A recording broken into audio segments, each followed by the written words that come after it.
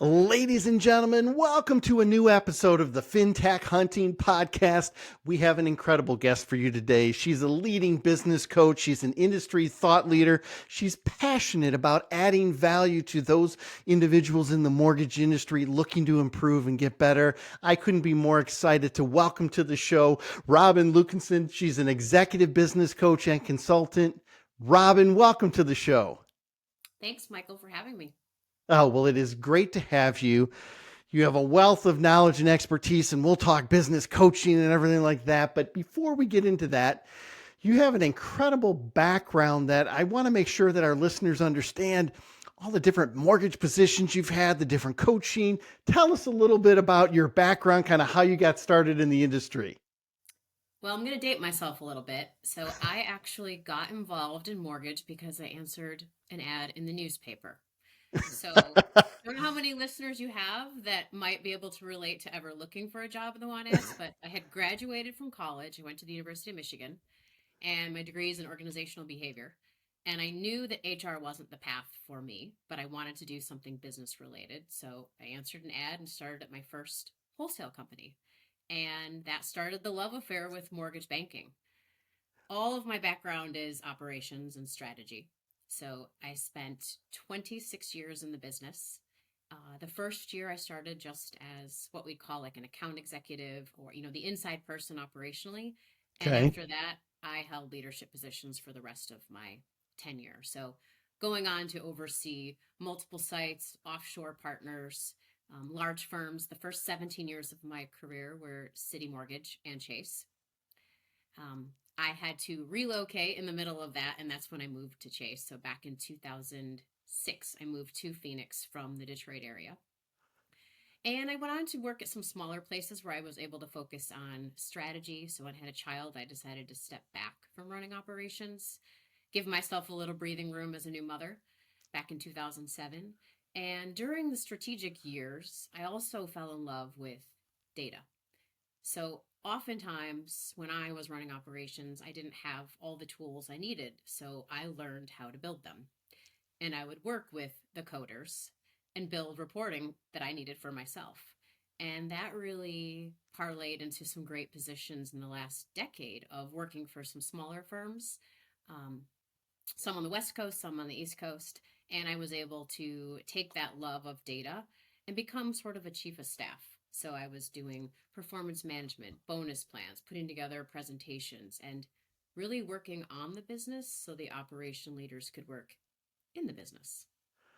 I love it. And you have such an incredible background, former Michigander. Obviously, I still live here in Michigan, so it's great to have you. So let's start talking about the mortgage industry and we start talking data. Let's use a few data points.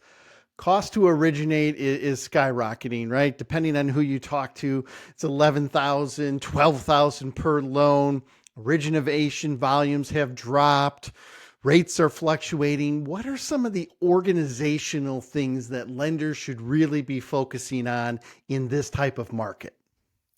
It's interesting because the last couple years that I was in the business, I got very heavily involved in the financials, which is where a lot of the companies are spending their time, right? So it's all about how do you squeeze the most? Blood out of a turnip is what it feels like for some of these people, I can imagine. It really is people that are well versed in leadership because that's how you're going to get the most out of your people. When we are constrained with resources, and we know operations is a very large component of cost. Oftentimes, sales really can contribute well to reducing their costs because of how their commission structures are. Yep. But operations are that sunk cost. So, really looking at ways that you've got people that can wear multiple titles, multiple hats. And we all know that the real answer is how much technology can help expedite the process. We say service wins, but service does require a lot of people and it does require handholding. So, to the extent you add automation and you really train your people so they are well rounded, so you can move them. So, we've got a lot of people that tend to wear one hat and can do one function really well. But we know that volume moves through like a pig in the python. And being able to have people that can do multiple things and move with it. So, when closing and funding isn't busy, at the first, let's say, week of the month, if you're unable to sort of smooth out your funding curve, what can they do to help at the front end of the process? And I, what can people do at the end, you know? that is so true. And I think that cross training, people get so caught up in, well, I just want someone who can specialize in this. And that's great if you're bringing on a new hire or they're just starting in a role. But as they've been with the company for a little bit, they've got to explore, how can I expand this person's knowledge base, to your point, whether it's slow at the beginning of the month on the back end and we're going to put some people to the front end. Leveraging technology, obviously a Fintech Hunting Podcast. Yep. I love talking technology. And where do you think some of the hiccups are from a technology perspective, especially organizationally? Is it adoption? Is it they don't get it implemented properly? Is it they didn't really vet it in the right way? Is it they have too many solutions and nobody's using them, or they don't talk to one another? Give me a little bit of your feedback on that. I think there's two parts, and I'm going to piggyback off of what I just said a minute ago with kind of the cross training, which is the people on the front lines know where the problems are. And the ability to communicate not only to their immediate leader, but up the chain to like the EVP level, that communication of what is happening on the front lines and solutions that are needed and problems that need to be solved, there needs to be better communication, first of all, because who better to solve the problems than the people on the front lines? Right. And I feel like there is a large gap in probably every large company I've worked in to have that connectivity and that proper flow. So I think that's where some of it starts, at least address the problems and start to solve them at the higher level.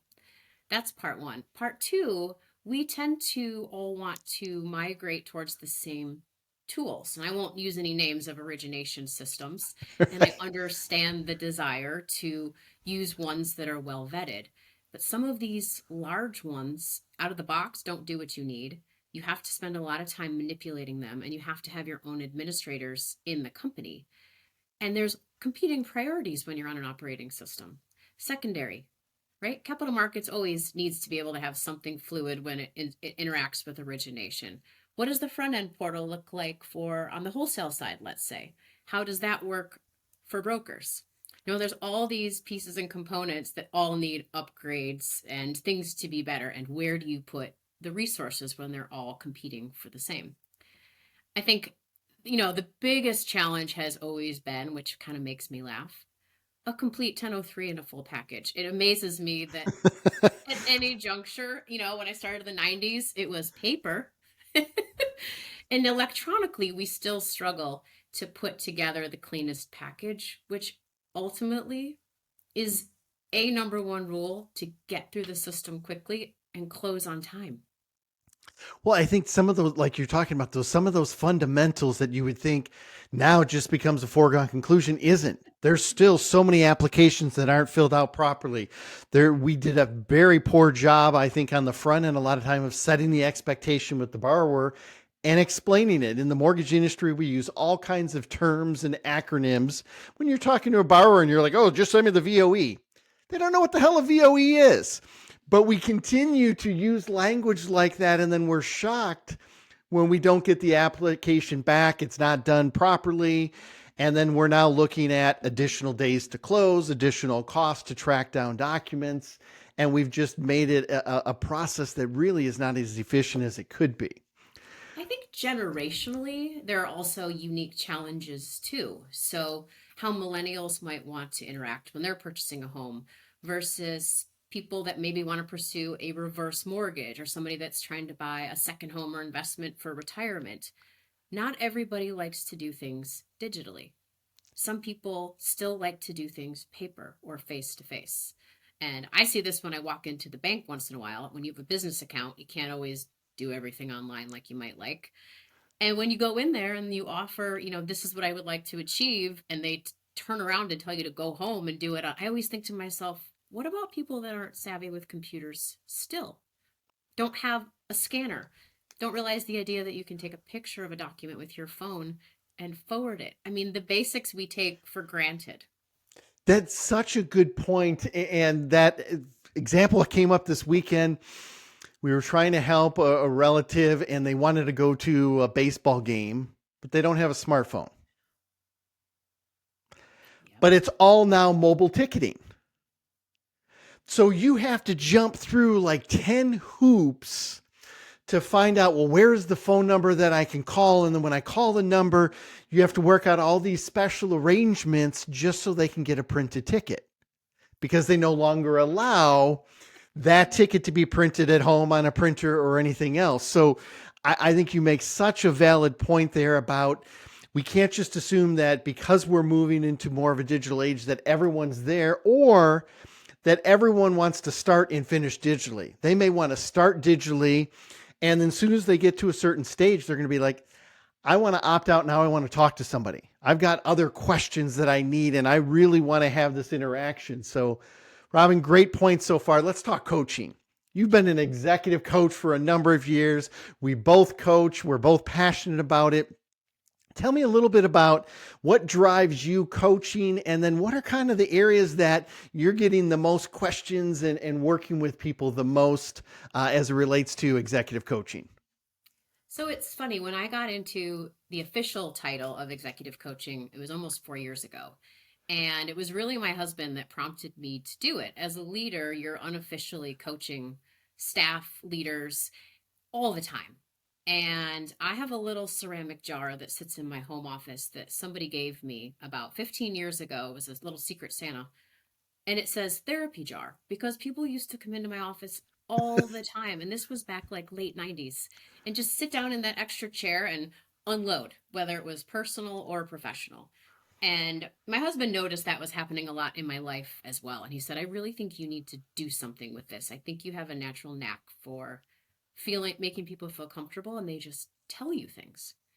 So I spent a lot of time thinking about what kind of coach I wanted to be. I feel like, having had a lot of experience as a young leader, as a female, working in certain environments, I have experiences, but what really resonates the most with me is the people. And so specifically, as a leader, the biggest asset you have are the people that work with you, whether they're So working true. for you or your partners and peers. And it's, so how do you build relationships with all of these people to get the most out of them, to collaborate with them, to achieve the same goals? And it seems really simple, but it is not easy. And it's not second nature for a lot of people. And my theory has always been, great leaders are the result of three things: great instincts, great mentorship, or great education. And if you're lucky, you get all three. But I Right. know from experience that there are a lot of people I've worked for that might have lacked one or two. So that's really what I like to focus on with people, is we work on sort of how they are attempting to navigate potential challenges. If they are new leaders, some great tips to help them when they're starting off. If they are now a leader of leaders themselves, which is kind of a jump when you go from, managing a line of people, and we'll call them non-exempts, to all of a sudden having managers under you. That's a different Right. kind of leader. How do you manage by influence when they don't directly report to you?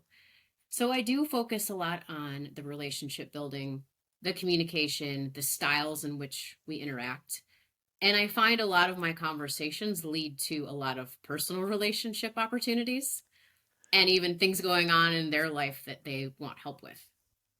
Well, and I love that. And I think one of the challenges, especially in the mortgage industry, is historically we've been very transaction focused, not relationship focused. Get the Smith file in, get the Smith file out, get the Jones file in, get the Jones file out. And I think as the market has shifted, people are realizing that relationships are at the center of their business and their ability to grow their business, or watch their business constrict. And I think when you start talking, I'm like, oh, I can see where this would apply, and I see where this would apply. People struggle with those relationships internally. And then they also struggle with them externally, of how do I communicate with real estate agents? How do I communicate with builders? How do I grow my real estate network? What are some of the tips? What are some of the suggestions you give people? And then I have another question I want to ask, so I'm just going to throw them both out there, and you can go in whatever order you want. Okay. What are also some of the biggest impediments for people to sign up with a coach? Because I see a lot of executives that are almost scared to, well, if I, get a coach, it kind of admits that I don't have all the answers and I don't know everything. And does it make me weaker? So however, whatever order you want to answer those two, but those are two questions that I think you're so ideally situated to answer. Thank you. So from a relationship building perspective, I think everybody really dove in when the market took a tank, like, oh, I need to start talking to all of my peers and partners and referral network again. And understandable in that situation. But what I would suggest is that is something you should be doing all the time, regardless of the season. Not spring and summer, when you're so busy and you don't have time to engage with people and continue to text, show up at networking events, make phone calls, show up at open houses, call your CPA, whatever it is. You have to do it all the time. I have a lot of friends here in this market that are real estate agents, and they all told me about their phones blowing up when the market tanked. And of course, where were these people, 2 years ago? Right. I also say, and that's again, kind of something I said earlier, it's not always natural for people to jump in and try to connect with strangers. It's uncomfortable. It's awkward. I'm an extrovert. I feel the same way. When I walk into a room of people I don't know, I'm nervous. And one of the great things I learned is come armed with a couple of questions that can be really good conversation starters. Don't be so worried about all the things you're going to say. Maybe try to initiate some meaningful dialogue. Personally, I found that just when you can find a connection with someone quickly, so we know we have Michigan in common, and we could probably talk about that for a full hour or two. But when you quickly find out where somebody's from, why they're at the event, how long they've been, the basic pieces of information you extract just by asking, you can quickly dive in. Oh, you're from Michigan. Where did you go to school? You start finding things out and you connect. And this is a little bit of the harder part. Having a memory to recall things people have told you, because the next time you see them, the most meaningful thing you can do is ask them, Michael, tell me about the walks that you and your wife take in the morning. Tell me about the things you say to each other, right? I remember from a conversation we had. Exactly. And I found as a younger woman, so when I was in my late 20s, as one of the only VPs sitting around a table in largely a room full of men, people thought, are you intimidated? And I always used to say, well, everybody looks the same when they're pushing their grocery cart in the store. These are just people. And I kind of took it upon myself to learn about their families and their background, because I sort of wanted to demystify the concept that these are scary people. Like they're people just like me. And then I would remember. So I always tell people, especially when you see like the heavy hitter, the big fish that you're trying to catch, go out on a limb a little bit, ask some questions, and learn so the next time you see them, you can follow up. And I will say the art of the follow-up is critical. Do what you say you're going to do. If you want to build relationships, sometimes it means you have to put in more work in the beginning. So you call when you say you're going to call. You get a business card, you follow up with them, you thank them for the meeting. You continue to engage, and obviously not to the point of, 7 times they never respond. I believe in reciprocity. But you have to do the work and you have to be consistent. And I think when you come in and, the awareness of how you talk to people and you're not like overexcited and you're like what you can do to kind of maintain some even keeledness is a really nice thing, because people's energy, it can be off-putting. People can really take on that energy like, whoa, this person's a lot. Right. So the ability to be self-aware is really important in building new relationships too. Excellent insights there. Hopefully people are going to go back and replay that. You gave, a number of bullet points I was jotting down. Fostering and growing those relationships. Take a genuine interest in people. Find out something about them. One of the questions I always tell people to ask when they're at trade shows, because people standing around at a booth don't know what to say. I'm like, just ask people, what area of the business are you in? Simple, easy, non-threatening. And they're like, wow, I'm in capital markets, or I'm in wholesale, or then you can start a conversation and a dialogue. So great insights there. Now let's talk about why people are so apprehensive about getting coaching, especially the executives that have been doing it for a while. The people that think they kind of got it all figured out. Why are they so opposed to getting coaching?